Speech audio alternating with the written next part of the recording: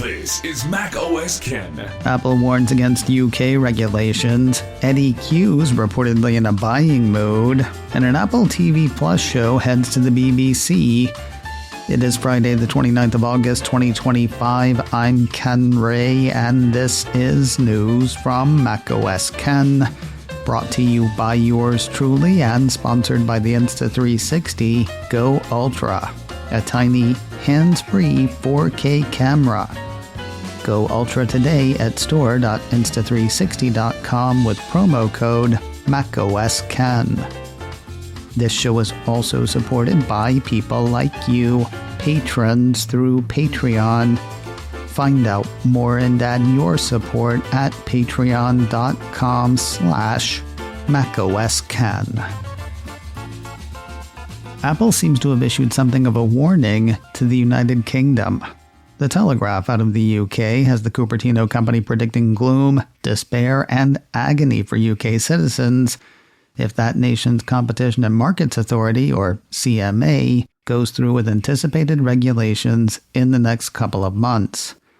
According to the piece, Apple is fighting plans from the CMA that could allow users to bypass the company's App Store payment system, which charges developers fees of up to 30%. The plans would also force it to open up key parts of its systems to rivals, for example, allowing financial companies access to the iPhone's payment chip and mandating that it does not prioritize Apple accessories, such as its smartwatch, over rival devices. The Telegraph has Apple saying in a filing with the CMA that it's concerned that these EU-style rules the UK is advancing are bad for users and bad for developers. This approach undermines the privacy and security protections our users have come to expect, according to Apple, hampers our ability to innovate, and forces us to give away our technology for free to foreign competitors.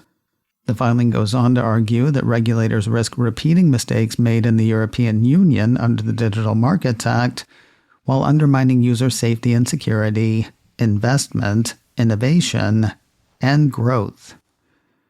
Not so, says the CMA.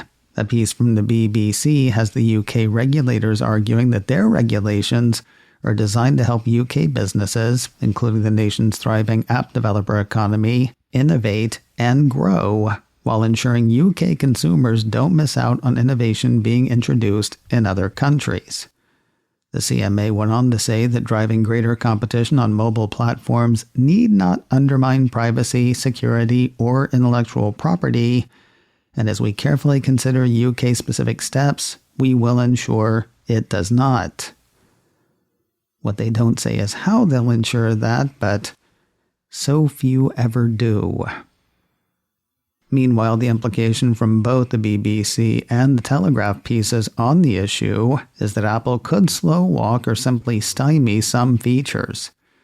The piece in the Telegraph has Apple warning that proposed CMA regulations would undermine Apple's incentives to invest, which would in turn undermine innovation and growth. Connecting a couple of dots, the BBC piece says Apple's reactions to the EU's Digital Markets Act have resulted in some Apple features and enhancements being delayed for European users.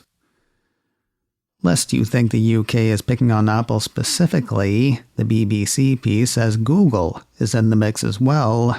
That report says the CMA found last month that between 90% and 100% of mobile devices in the UK run on either iOS or Android, giving the two companies too much sway.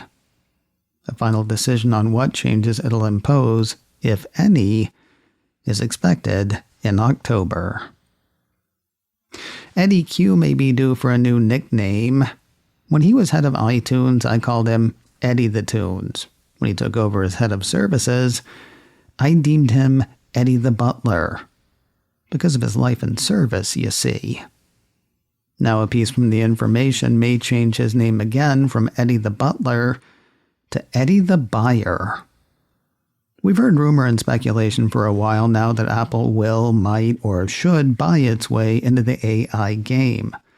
Both Mistral and Perplexity are said to be potential targets, with one exec in particular keen to hit the buy button. 9to5Mac highlights the story, which has Q registering as pro-acquisition despite pushback from other Apple execs. While Apple CEO Tim Cook said last month that the company is very open to M&A that accelerates Apple's roadmap, such buys will apparently stay on the relatively small side. The company is said to be telling bankers that it's carrying on with its strategy of focusing on smaller deals in artificial intelligence. No one argument for acquisition does not require a nickname change.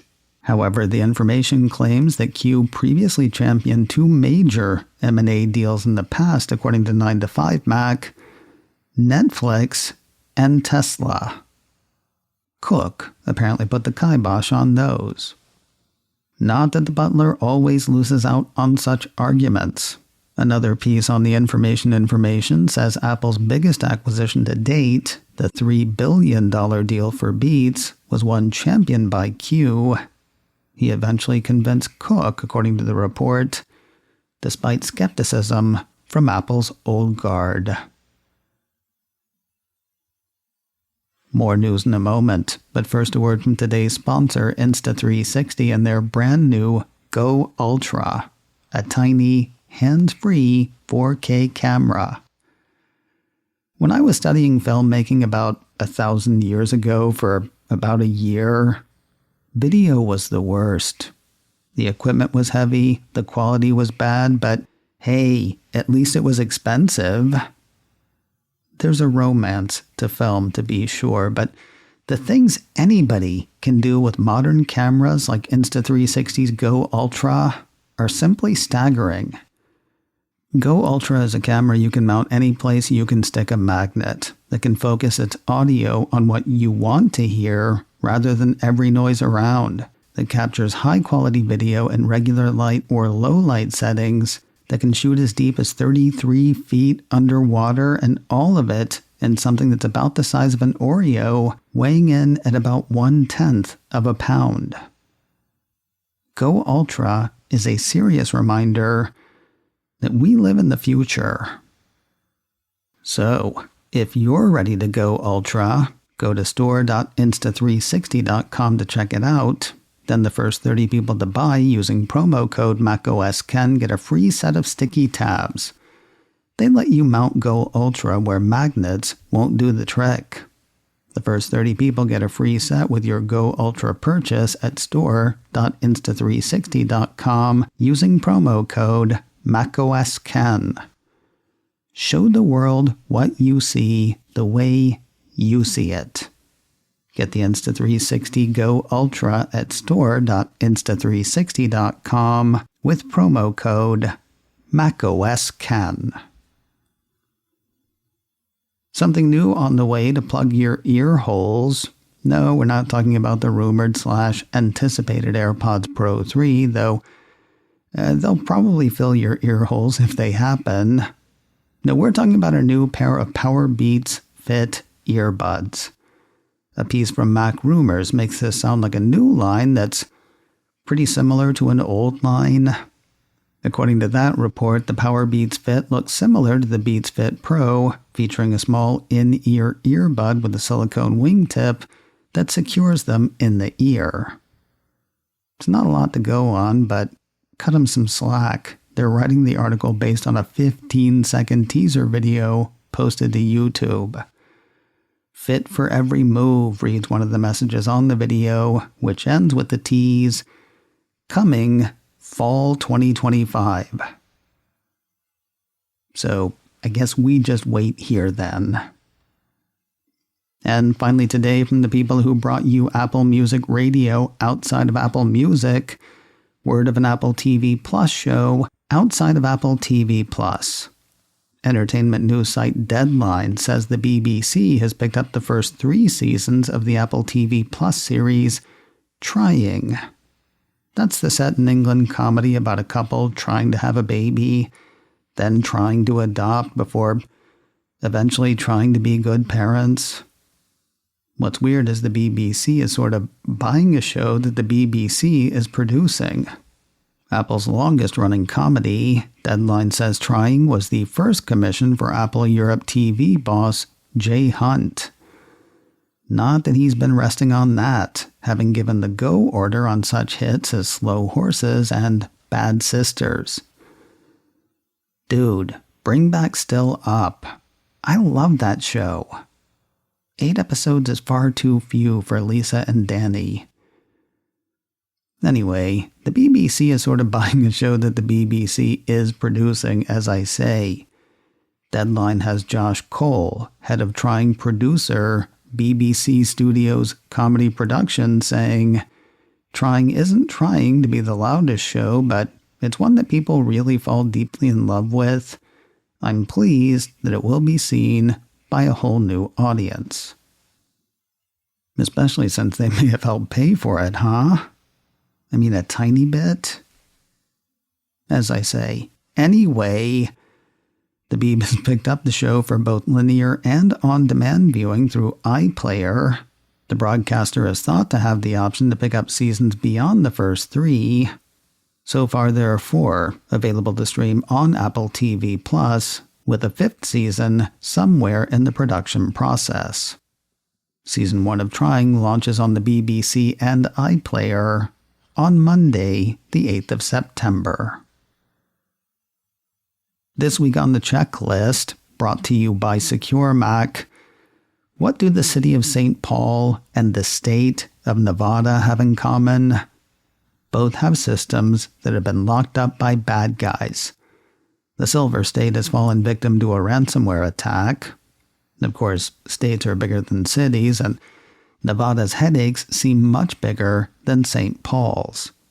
We'll look at what's happened, what's affected, and what the state is doing on checklist number 438.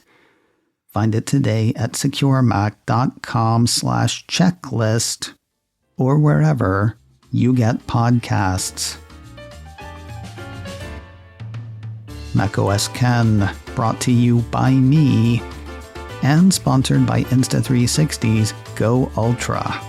Go Ultra today at store.insta360.com with promo code MacOSKen. This show is also supported by people like you, patrons through Patreon. Find out more and add your support at patreon.com/MacOSKen. Advertising handle by Backbeat Media, online at backbeatmedia.com. You can find me on Mastodon, MacOSKen at mastodon.social. You can also send me an email, info@macosken.com. Until next time, that is news from macOS Ken. I'm Ken Ray.